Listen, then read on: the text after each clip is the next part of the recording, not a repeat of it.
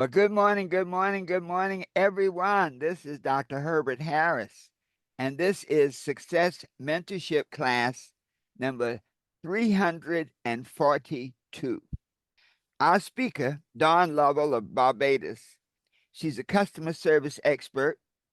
She's a premier speaker, but most of all, she's one of those people that, when you when they tell you that they do something, they do it. They don't play with it. They do it. And so this topic was very interesting. It's called Living in the Future, Creating Your Present, and Reframing Your Past. Living in the future, creating your present, and reframing your past. One of the spiritual books that I read a lot.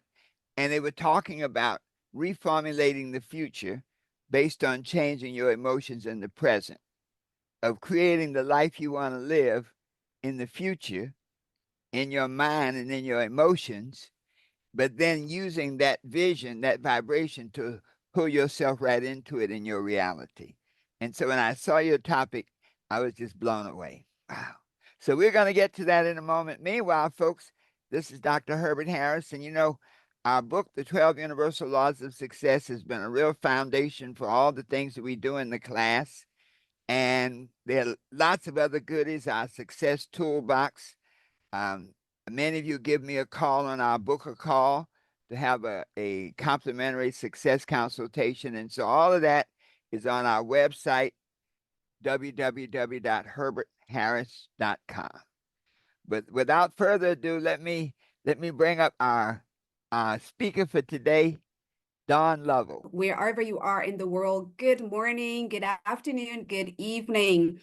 Thank you so much, Dr. Harris, for this opportunity again to be on this platform. Today, I'm in a state of, I'm not sure what to call it, but Dr. Harris, we're going to have to start with our meditation Oh, because today is absolutely. going to be deep. Today Ab- is going to be deep. Absolutely. All right, let us do that. Let us just sit straight up in our seats for a moment. Let's close our outer eyes, open our inner eyes. Take a deep breath. Let it out slowly.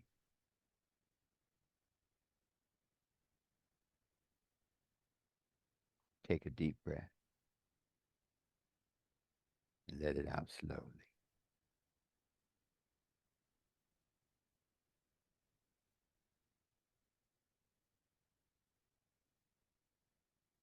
And in the space of peace and relaxation,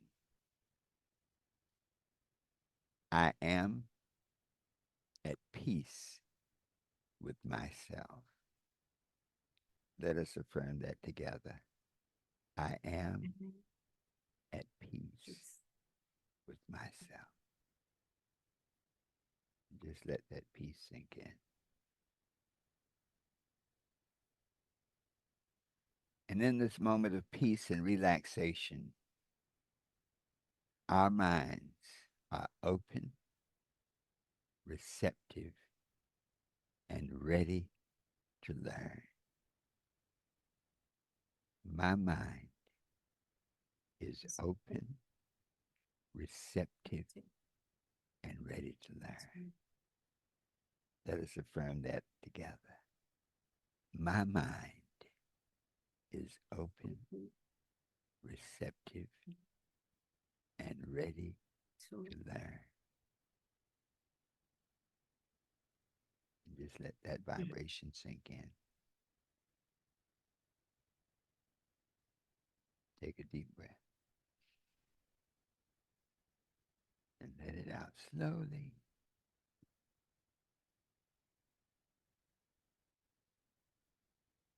And so it is. Woo! Thank you, Dawn. Wow. Thank you for Wow. that, Dr. Harris. So today, I'm going to start off my presentation, my speech, whatever you want to call it, with a story. The title of this presentation today is Living in the Future, Creating Your Present and Reframing Your Past. And this story is about a little girl who had very quiet demeanor. She was bold, she was beautiful, she was intelligent. And she had a way that when she articulated herself, that people listened, they stood up, they took notice, that she had something to say, even though she was a little girl. There were many that were way older than her. And there was something about this little girl that people saw that was unique and special. As this little girl grew older, she became a teenager, and she moved on through school and other phases of life. Something happened to her.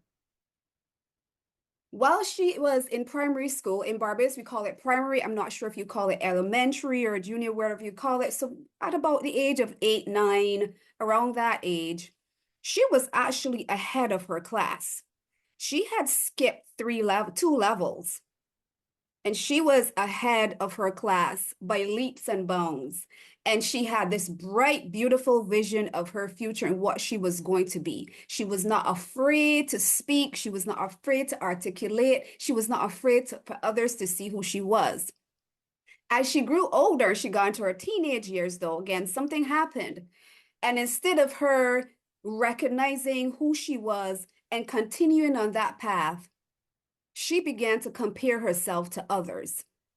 She came into an environment where there were others that were just as bright as her. And instead of accessing from that environment and taking what she needed to do to grow and become the eagle she was supposed to be, she started to compare herself to the other eagles. And as she did that, she began to lose herself. That was her biggest mistake. She lost her vision. She lost sight of who she was supposed to be. And then as she got to being an adult, she became a shadow of herself. Instead of flying with the high flyer, she isolated herself and she pulled back from relationships that would have enhanced her. And she started to live a life of insecurity, low self-worth, and comparison. She lived other people's vision and she lost herself. That person was me. That person was me. So now today, as I come to you and I really want to bring this is more of a message because this resonated so deeply with me over the last several days. You see, many people live their past in the present while trying to create their future. I want to say that to you again. Many people live their past in their present while they're trying to create their future. Can I tell you that's an error? And I'll tell you why. If your present right now is predicated on trying to overcome your past, it means you're limited. If your present is predicated on trying to overcome your past, you have limited yourself. You see, what happens is our past starts to frame everything. It limits the vision that we have. It hinders the supernatural from occurring in our lives. Many times people say, well, forget the past, live in the present and create your future. Well, that's good. But I want to ask you today, what have you lived from the future? You see, as a little girl, I had bright, beautiful dreams. Wanted to be a teacher. And if you think back, when you look at children at a young age, they're like, I want to be a doctor. I want to be a lawyer. I want to be an astronaut. I want to go to the moon. There's no limit on the extent of what they can see and what they can imagine. But what is it that happens to us? You see, your future, really living in your future makes your life easier. Why? Because your future has a pull. And many times we're living in our present or our past and we're trying to push. And it always says, in science, it says, any object that is at a state at rest, it will only move if a greater force, it will remain at rest unless a greater force is applied. How great is the force of your vision? Because your vision is supposed to pull you All right, let's go a little further in this. What is a vision? We have Herman on here, our vision guy. Herman's always talking about vision. Your vision is a mental picture of your future. It's a mental picture. So when you're in that vision or that space of being visionary or visioning, as we call it, what you do is you're supposed to grab hold of that future and that vision and allow it to propel you forward. You see, many of us, our vision is too small and it doesn't have enough force. It doesn't have enough force to pull us. Why are people not achieving their vision? Now, I know, we've heard this from time immemorial. People are doing vision board parties. They're putting up their vision board. We've been talking about goals. We've been talking about visions. We've been talking about these things forever and memorial. But why are people not achieving their vision? Because many of us are still living from the past, and the gravitational pull is what's slowing us down. It either slows us down or pulls us back to a state of rest. Even though that rest is uncomfortable, the pull of our past is so strong. Now, you see, for me, I had a greater, and think about it this way. You will see a baby, and a baby would be born, it's just there. You swaddle it, you coddle it, you do whatever. Most of them, they wrap them up in these, I don't remember what they call them, but, to keep them, to make sure they rest, to make sure they sleep and this kind of stuff. And that baby's always kicking its legs and its arms. Put that baby in a house where there are other kids. You will start to see that baby will start to move. That baby is seeing a future of walking. That baby is seeing a future of running.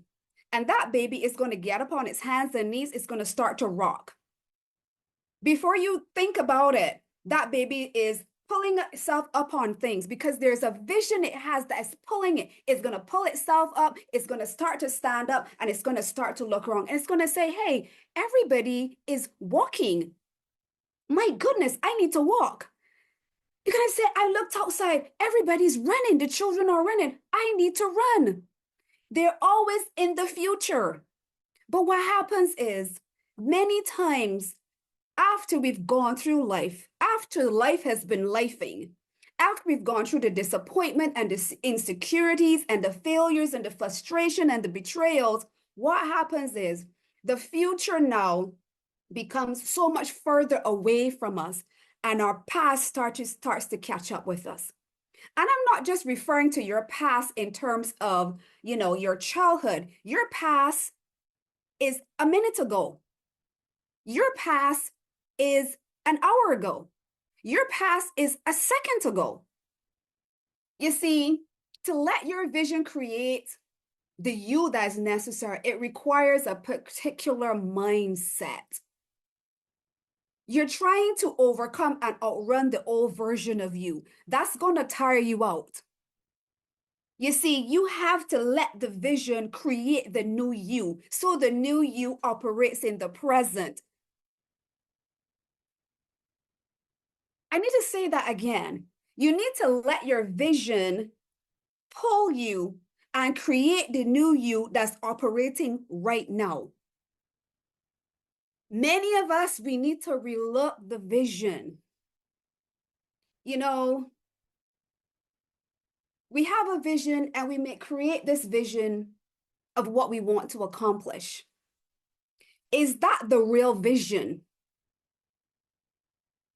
I want you to go back to the drawing board because some of us, as I said, our vision is not big enough. I want you to go back and I want you to sit in a state of rest and of peace, of relaxation. Go into your spirit and ask yourself the question, did I spend 9 months in my mother's womb to be where I am right now? Because in that state, in your mother's womb, you were being crafted, you were being made, you had cells and organs and all of these things that were being manufactured to create you. But at that moment, there was an assignment that was assigned to you. And I want you to ask yourself, are you living that assignment right now? Are you in that assignment? This week, one of the hardest things I had to do was I had to sit with myself and ask myself the question, Dawn, where are you compared to where you were supposed to be now? My goodness. If you ever ask yourself that question, trust me, most of us do not like the answer we're going to receive. I did not like the answer that I received. And the Spirit said to me, you have been operating as a wounded little girl. My goodness. Now, anybody said that to me, I would have been like, no, I mean, I'm grown now. Look at how much I've accomplished. I've been with Dr. Harris for almost 10 years. Look how far I've come. I'm a speaker, a customer service expert. I'm a mentor. I'm all these wonderful things. I have a great big vision for my life. Where am I going? I can see it. It's big, it's bold, it's beautiful. But I didn't understand that what I was seeing was not enough, because there was still a part of me that was operating like that wounded, traumatized, neglected, let down, betrayed little girl.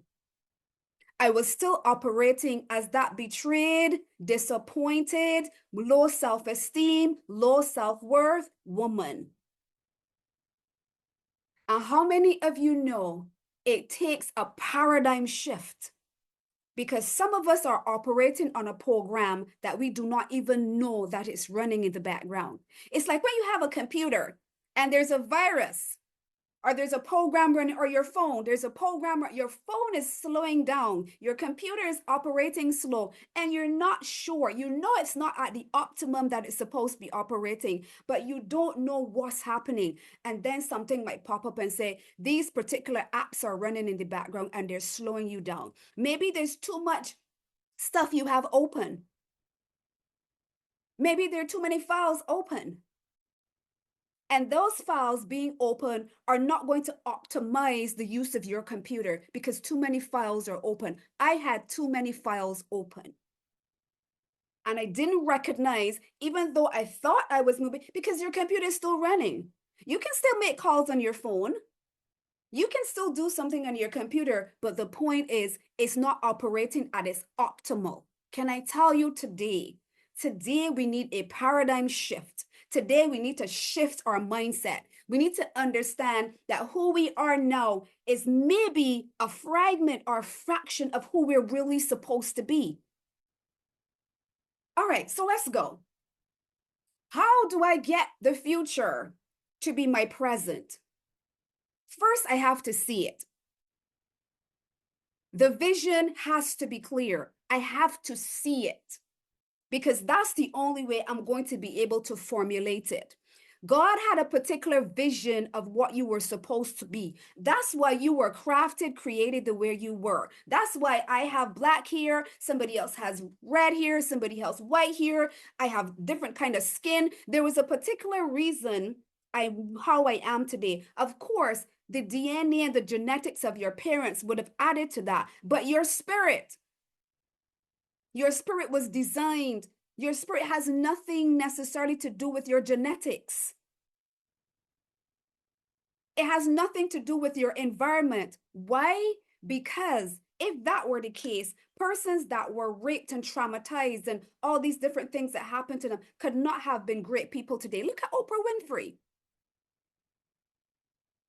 We have classic examples ahead of us. So we have to see it. We have to see it and we have to believe it. We have to speak it, because don't forget, your vision has to pull you. So if it's pulling you, it means you're seeing it. It means you're speaking it, because what you see, you're speaking. What you see, you're speaking, and you are acting and behaving. So I was behaving like a wounded little girl. I was still behaving and had some attitudes and behaviors of a wounded woman. You have to dress it. You have to walk it. You have to talk it. Dr. Harris always asks this question: what do you need to be, to do, and to have to be that virgin And I don't want you to think now of your vision, of the vision that the Creator created you for. You know, I said to Dr. Harris only, I think it was yes, I said, Dr. Harris, how do you do so much? How do you get so much done? And I got a revelation of this. You see, when you get to a certain age, your future must be your present. You see, when you're a kid, when you're a teenager, I have kids, and it always seems like they're on a go slow. You know, it's today, the sun can come up, the sun can go down. I'm not in any hurry to do anything, to go anywhere. Why? Because they see their future ahead of time and they think, I have enough time, so I'm okay. As you get older, you start to recognize your future has to be your present, because you know why? You're racing against a clock. So what happens then is, for us, is that much of our time is spent chasing and running and tiring. And many times you're like, I don't know if I have the energy for this. That goal, that's way too big. I can't see myself doing that. Maybe I need to bring this down a notch. Maybe I need to, that's for a younger person right now. No, that's your pull. That's your pull. That's going to pull you into, okay, the car that I said I wanted at 20 years old and I still don't have yet. That's your pull to say, I'm having it this year. That's your pull to say, the houses that I wanted to get, the speaker was supposed to be, the author was supposed to be. Well, that has to happen this year. Okay. Because you have to die empty. And if that vision, if it doesn't pull you, if you don't be pulled into the present, that is to your present, you're going to die with things still in you, because there's a vision that's there that's waiting to be manifested. And you're still saying, oh my gosh, well, that's 10 years down the line. That's 5 years. No. Now, how are we going to reframe our past? Because we talk about that vision, seeing it big, and then having it pull us so it becomes our present. So today, if you were wanting a 10-bedroom house, you're living in that house today. You're living in it today. Whatever it is you wanted, tell yourself, I'm living in that right now, in this moment. Reframing your path, we lived in the future as children. I want us to think this is the only time you're allowed to go back to your past. Think about who you were as a child. For most of us, some of us might have had some traumatic childhoods. I agree. But even then, as I said, go back to the womb. Go back to the spirit. We have to understand that the gap gets so much closer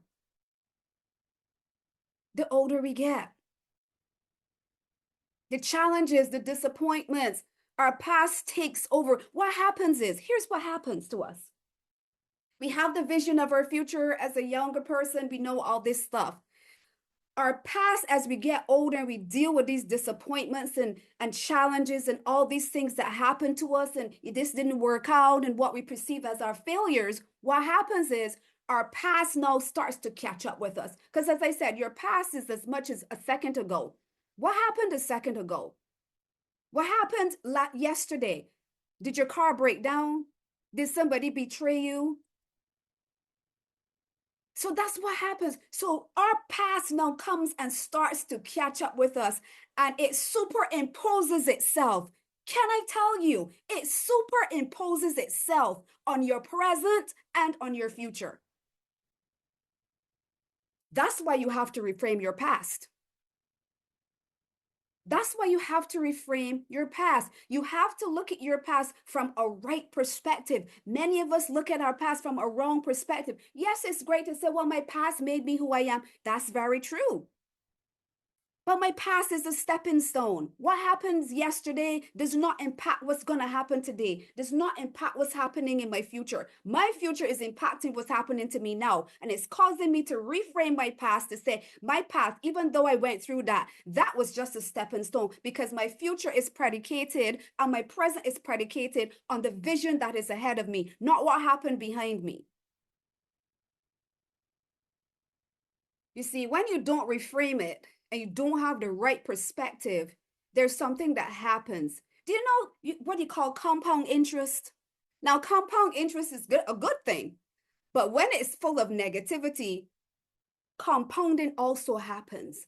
And when the negativity is compounded, it reinforces what went before. Every time a thought comes, there's a law of thought in the 12 universal laws of success. Every time a thought come, you need to remove it immediately. Anytime a negative thought, you cannot give it the opportunity to plant a seed and for that seed to take root. You must remove it immediately. And you reframe it as, oh, wow, well, yeah, my car broke down yesterday. Something happened yesterday. I lost my house. I lost all my money yesterday. Okay, wow, well, that happened yesterday. Today, I survived that. My goodness, does that not dictate how awesome and great I am? Does that not dictate the greatness that is before me? Because if I could lose, and the greater the loss, my goodness, the greater the loss, the more bright and beautiful your future is. You have to reframe your past. Because if I could overcome this, what is $1 million that I can't get? Man, if I could have gone through 20 years of suffering, my goodness, I certainly can go through, another 3 months of study or 3 months of focus to get myself where I'm supposed to be. Oh my goodness. Tell yourself the challenge was just the platform for my future. You gotta say it and you gotta believe it. One of the things you need to do is kill comparison. The only comparison in your life should be me versus the vision of me. That's it. Me versus the version of me that's in my future. That's why you gotta go back to the womb. Because many of you got to tear that vision up. You got to rip that apart. You got to say, no, this was what I thought it was. This is what my intellect, this is what my rational mind, this is what I think I could accomplish. So you have a vision on there and you might have had, oh, what's the next 3 to 5 years? No, that vision can probably be accomplished in a year. It can probably be accomplished in the year if you just focus, if you just sit in a space of expectancy and apply the tools, the skill set, and everything that's necessary for you to live that vision in the present. So I want you to do this for me. And I'm speaking to myself as well, because as I prepared this, I said, my goodness, Dawn, you got to do this. I started. When you were back in your mother's milk, seek the spirit and ask, why was I here for 9 months? Why was I here? Why was I even formed? Why was I even formed? And then you're going to sit now and rewrite that vision. You're going to sit and you're going to rewrite that vision. In the corporate world, they talk about stretch goals. And these are goals that are so ambitious, it stretches your team. You got to stretch now. Because that 5-year goal is probably your 1-year goal. Because when you think you have time, what happens is, here's what happens. And I can testify to this. I put a 5-year goal. And during that time, things happen, life happens. And then probably at the 4th year, I said, oh my God, I had this written down for 5 years. It's year 4, I haven't done anything. Oh my goodness. I accelerate the process because you know what? Either I made a promise to myself that I want to keep, or to others that I don't want to go back on my word, or I say, you know what? Oh gosh, that was 5 years and I really can't do that. Now I only have 1 year. Like, let me just push that goal back. That's what we do. So you're going to write that vision down and you're going to shorten that time frame. Or you're going to relook the vision and you're going to shorten those time frames on there. You need to get into a supportive environment with other eagles. And in that environment now, what I will say to you, because one of my biggest mistakes was I did not access the support that I had when I was flying with other high flyers. I compared myself and I thought of myself less than. So when I was in my earlier days and I was in school, I was a high flyer. Dawn, you're 3 levels above everybody else. Wonderful. You go into a space now where there are other flyers and you start to compare yourself. My goodness, everybody here is smart. Everybody here is smart. Everybody here is a high flyer. My goodness. So, oh, I'm not as smart as that one. I don't have what that one has. I don't have the resources that other one has. Look at her family. Look at who he's connected to. I don't have those resources. I don't have those connections. Oh, well, I might as well give up. No, we're going to access the environment that we're in. We're going to access the people who will help keep us accountable to our vision. We're not going to let our words contaminate and weaken and water down our vision. We're going to act our vision. So today we're going to look at our wardrobe and we're going to say, is that wardrobe conducive with my vision? If it's not, you got to change it. Are my words conducive with an alignment with my vision? If it's not, you got to change your vocabulary. Are my attitudes and behaviors, am I operating and functioning on a daily basis like my vision? If it's not, we got to make some changes. You have to let your future pull you. And when it does, your future becomes your present. When that happens, there will be phenomenal growth. The incremental growth, which is good that you've been having, you're going to start to see leaps and bounds in your life. You're going to leap. So today, my friends, for all of you that are in the hearing of my voice, whether you are on Instagram, whether you're on Facebook, whether you're in our Zoom room, wherever and whenever you will hear this message, I say to you, live your future in your present. Let your future create your present and use it to reframe your past. Because there's a future that's calling you. And that future, if you live in that space and time, what you're doing, the amount of time and effort that you're putting in is going to be significantly reduced. You're going to do it with enthusiasm because there's not the weight of your past of 5 seconds ago pulling you down. Let your past be the past. But look forward to your future, inspired, enthused, energetic, with peace and joy and happiness and love and appreciation. Appreciation for the you that's operating right now as the you that's in your future. So that's my message to you today. I hope that it has inspired, not just inspired, transformed your thinking, that you will take action to live in your future and let that future create everything else so that you can live a successful, a happy, and a fulfilled life. Thank you so much. This is Dawn Lovell. I appreciate you so much. I appreciate you listening to me. And as I said, I hope that this would have transformed the life of someone. Walk in your greatness as you were ordained to do. Thank you so much, Dr. Harris. Woo! Mm, mm, mm. Don, Don. Thank you so much. I think you were reading everybody's mind. Because as you were saying that, I remember a talk we did said, "Is your are your goals big enough to suck you in?"